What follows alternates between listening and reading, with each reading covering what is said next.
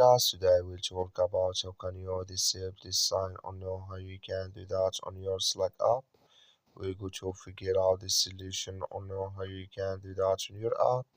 So you just follow this ways, then it's going to work with you. So all you have to do, just go here above your photo profile, click on it here.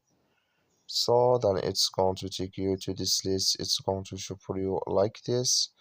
Then all you have to do now, you just click here on preferences here. So when you just click on it, it's going to take you to this list. It's going to show for you like this here. Then you go down, just keep going down here. Come here to optimize image uploads. Sorry, you come here to optimize video uploads. Click in this sign or this color. Like you see color, it's gone here. That's mean optimize video uploads disable with us now. So that's all you have to do. I wish know I get it. That's all. So thank you for watching. Don't forget to support us by like and subscribe.